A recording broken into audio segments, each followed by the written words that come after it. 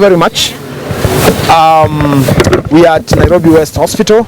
Chipukizi, or Vincent Mwasia, popularly known in the comedy world as Chipukizi, was admitted here last night. We have had a chat with him, and we are happy about the progress so far of his medication. The doctors here are doing a superb job. He's since been out of machines and is now in the normal ward. We are here we have had a chat with him as friends. And as you are aware, he had a Chipukizi show on the 5th of August. Following our briefing with the doctor and the surgeons, we have decided to postpone that show. So we have asked him to agree to postpone his show on the 5th of August that was supposed to be held at Mount Kenya University Mwai Kibaki Convention Hall. And the new dates will be announced as soon as he is out of hospital. So that's why, ladies and gentlemen, I'd asked to have a chat with you so that you can help us to communicate that bit. Thank you very much. Maybe just to let us know what was the issue, what was the condition? Without going into the confidential bits about his doctor-patient confidentiality, he has some stomach issues. He has since been undergone several tests. They are waiting for some tests. The results are out, some are not. So he's waiting for some results within the day today, which will then inform what happens tomorrow. He's likely to undergo admission here for quite a while. So for now, we'll leave it at that without going to the specific details. As of now, what is the progress and how long has he been in the hospital? He was admitted yesterday evening around 3 p.m. The progress, as I've said earlier, brilliant, superb, very well done job by the hospital and the medical team here at Nairobi West Hospital. Maybe I know we have some people who are kidogo wameshtuka kukuona hapa hivi. What's your relationship with Chipukizi? Chipukizi, since when he started his comedy stuff, has been my friend. He's in Tala, where he's building a primary school. He's invited me there. We've done Harambes there. We've built the school together. And beyond that, we run an organization called Radical, which is a group for empowerment of young people in politics. So that's our relationship. It's mostly professional, but it has since metamorphosed into friendship. And definitely a question that is running through many people's mind is maybe have you seen a fellow artist maybe coming to visit him? Yeah, I've just when I was walking out, I met a person we were with at the Talanta Hela. We were with Eddie Butita yesterday here, and I'm sure now, because this time the information is going out, I'm sure Jemolem Say was also here. I'm sure because this is the time that the thing is metamorphosizing, a lot of people will be coming in, and we'll keep you updated. Yeah. Okay, which rating can you give the musician so far, according to the progress of Chipukizi? Sorry, I didn't get that properly. I'm inquiring the rating that you can rate the musician, their cooperation with Chipukizi. I've seen that debate online on whether or not he's been supported by the local art community. I think Chipukizi is too strong to rely on just basically the external support. I think he's received support from his friends. He has received support from the artistic community. I mean, I've had calls from even his mentors. Like this morning, I had a conversation with one of his biggest mentors, who brought him who gave him a platform into the comedy show. So I think and the whole of the African artists who were with him, just now we had a chat with them, the ones who had confirmed the Casinas and the rest of the people from Africa. So we have just informed them about the sickness. And from Kenya itself, I think so far so good. I think he's received some good support. Yeah. Okay, and then it's Mboya here. I would love to know, Chipukizi also works so close to the president. Has the president got the information maybe he has been admitted, and what has been his response? Unfortunately, I haven't briefed the president, but as soon as he's back from Tanzania this evening, I will have him briefed. My question goes direct to you. You have been, it's now over 9 months since you won the election. being in the government, the current government constitution, what is the progress so far or the achievements? I knew you would go there. So I would recommend that we have another day and I will address myself. I mean, I'm going to unveil a few products that I would want us to be communicating with. So I would say today we keep it chipukizi, but I hear you and I agree with you. I mean, if I just walk out of here and haven't spoken government, then you don't have a good story. But let's keep it there. Then I am sure I will be calling you again. I'm impressed by the growth of these digital newsrooms, and you can be sure I will make this a big thing. I will give it my support. Okay. I have a question. If maybe the bill comes out, because Chipukizi works for the government, will you, Itumbi, and the government come for in? Chipukizi has no bill to pay. We will handle the bill. And it's not government handling the bill. His friends will handle the bill. Because sometimes, you know, let's also give government is for the all of Kenyans. They have to do an insurance for all Kenyans. But as his friends, surely we can afford a bill for Chipukizi. He will not work here with money spent from his pocket. So if I may ask, after how long should we expect to see Chipukizi? I am only able to answer that question this evening, so I'm sure we will exchange contacts. I'll give you a lady called Yvonne who is with me here. She will keep you briefed in case of anything, so that then you can be able to know. I would be unable because I'm not the doctor, but I'm sure once the results are out, the doctor will be able to advise. Maybe just before we leave, I know many Kenyans are expecting to hear from you. The Baba Tumechuka thing, signatures imefika ngapi? The last time I checked, that was last evening. It was going towards 8 million. I will have to get the right figure, but I will get you the figure. But it's around 8 million. And the fact that we started a month after Baba, that shows that the platform is doing very well. Yeah. Maybe what next after the votes? Once the signatures are in, we are going to go to Parliament for a review of the presidential retirement bill, so that then we can have it revised for anyone who is involved in politics not to be the benefit of it, because that is a law. If you get yourself involved in politics, then you don't get the money from the taxpayers. You get to choose, are you retired or are you active in politics? If you're active in politics, you look for your money in politics. If you have retired, you continue enjoying your retirement. Okay, now a quick one. President yesterday said through his Twitter, when he comes back, when he lands back, he'll be engaging Baba. What's your take? Well, the president said, let's wait. Is there a possibility of something like a handshake out of the discussion? You know, those things are above my pay grade. It's the president and Baba. They are up there. Sisi ni watu wadogo, nitaona kama nyinyi kwa TV. So wacha tungoje. Okay, and then sometimes you post very good things, sometimes you post very funny things. People will love to know, are you the one who who handles your social media accounts, or maybe you have someone? Well, I have people who manage my social media accounts, but I also post on my social media accounts. So, but at 99% of the time I'm posting. So if the captions and everything, it's always you. Completely 100%. Okay. But if you're asking for a job, we can talk on the side. Okay. So there is this blogger mwenye alishikwa juzi, the Azimio blogger.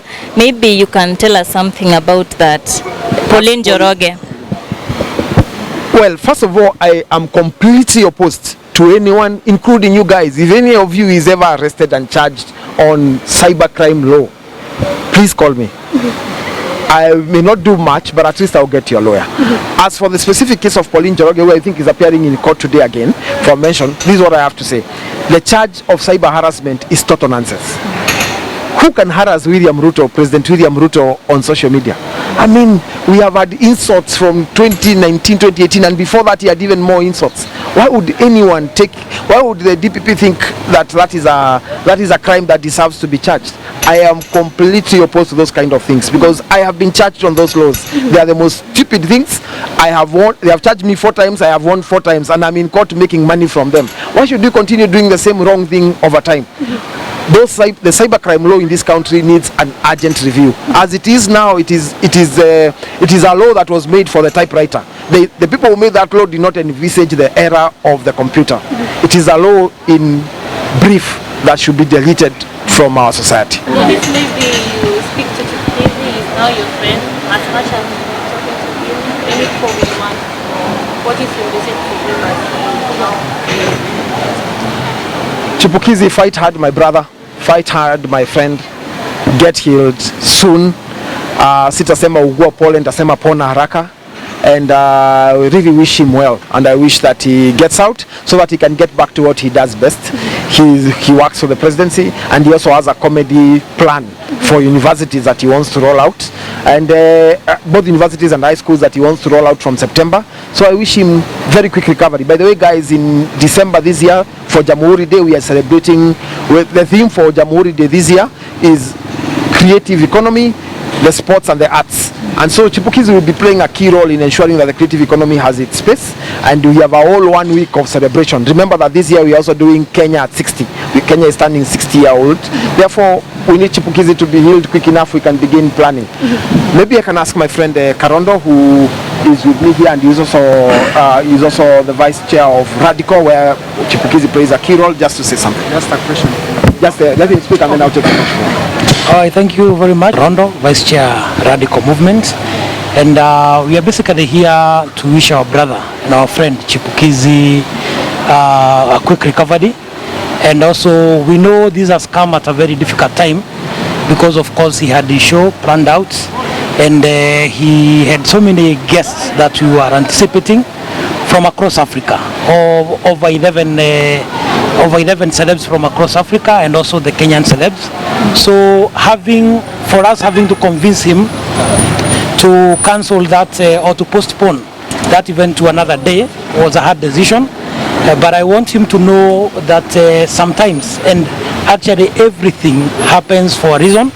So we wish him well, we wish him success and a quick recovery, and I'm sure he will get back better and bigger after this. So from the Radical family, we are here to show solidarity to our friend and our brother. Asante. Dennis, just to add to question one, we've seen police officers impersonating as journalists. There's a video going viral. Journalists were mishandled at Milimani Court earlier this week. I don't know if you have something to comment on that. Second is that we've seen so many bullying, so many trollings on our president, Dr. William Samoei Ruto. Is there a chance that our president will quit social media?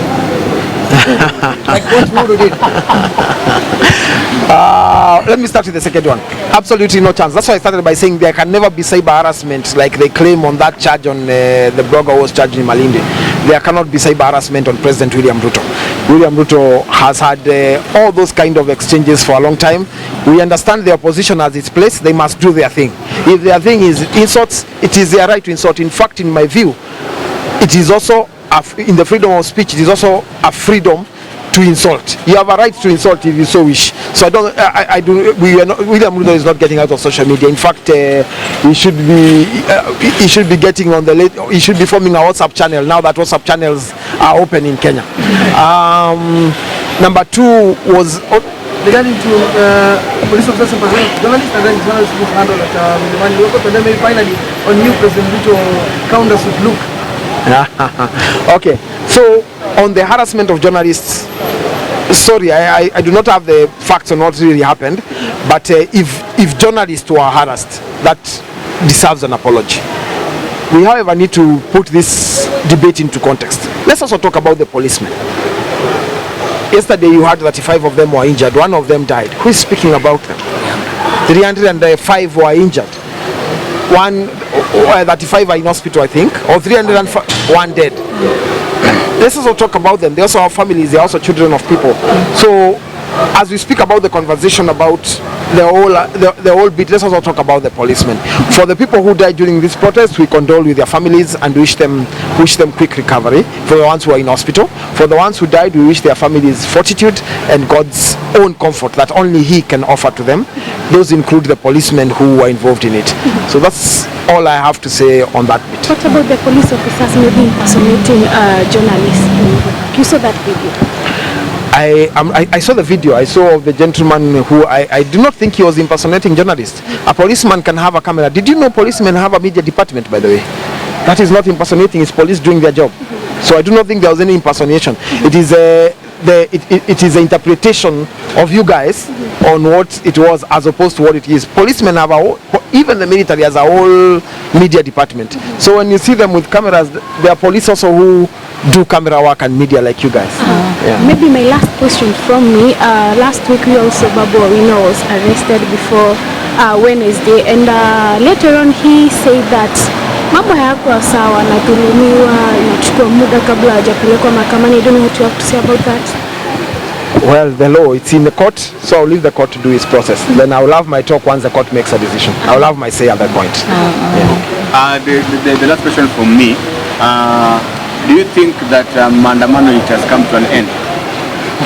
Well, I don't know. I think I'm waiting for... They're somewhere, I think, Mama Lucy Hospital, going towards some hospital. Yes. Let's see, let's hear. I mean, if they continue from now on, we will have shopping festivals in town. Whenever there is Maandamano, we will also be announcing a shopping festival in town to do shopping, so that we can encourage our people to continue opening shops and we can continue sustaining the SMEs. So I don't know whether Maandamano will go on or not. It's up to them. But if they go on, we will counter it with a shopping festival from now on.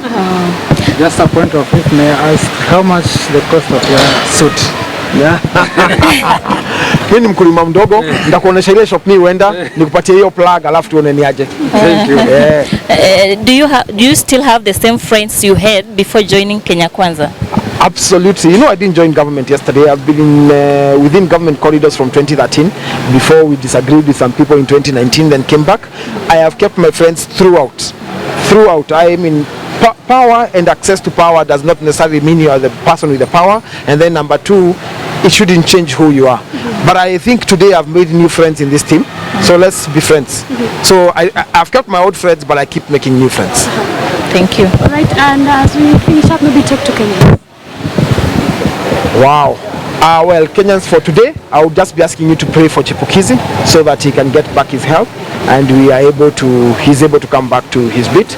We also do ask that as we go towards the bumper harvest, please also communicate as you have communicated about the prices dropping down. Gas has gone down, electricity tokens are buying more than they were buying a few days ago. Today I've just been told that tomatoes have gone down. I've looked at a few markets. We have a view of 235 markets in Kenya. At least 2 markets have reported at 10 bob per kg of tomatoes.